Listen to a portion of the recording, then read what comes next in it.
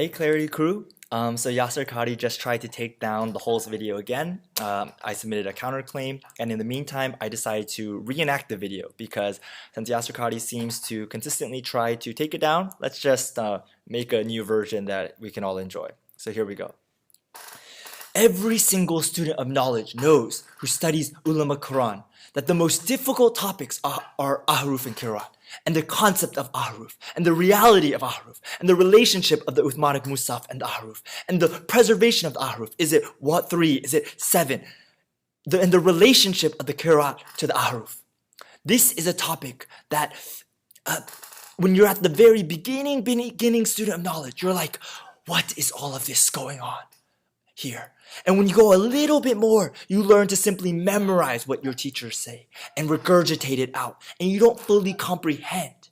But when you do a deep dive is when things get very, very awkward and difficult. And this isn't new.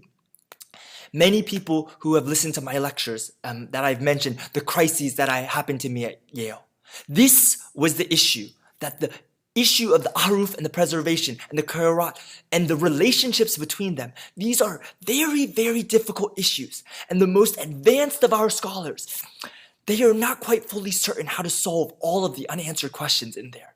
Here's the point. These issues should not be discussed amongst people who do not know what they are, Muhammad Hijab.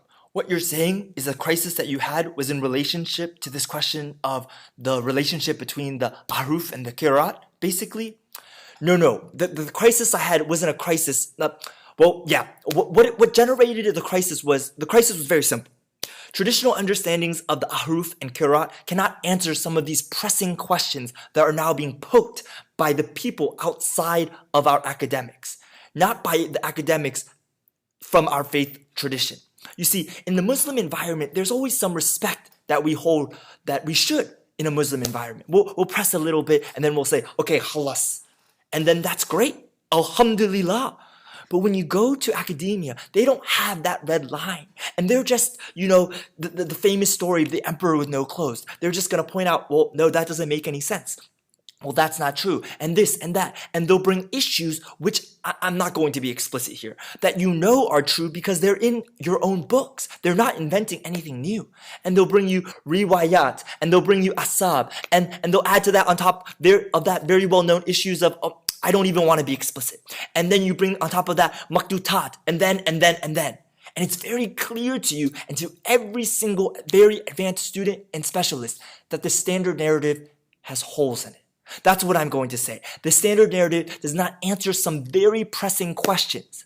These are now well known within the Western Academy, that they're bringing forth these issues. Their level of knowledge now is leaps and bounds above what it used to be. 100 years ago, what is happening in the last few years is not me anymore. It's the Western academics. And these problems are now becoming mainstream.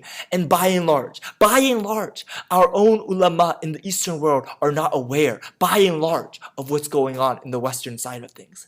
And they're not answering these questions in a manner that needs to be answered.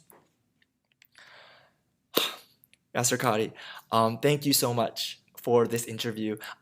Thank you for trying to take it down all over the internet. I think that really speaks to the how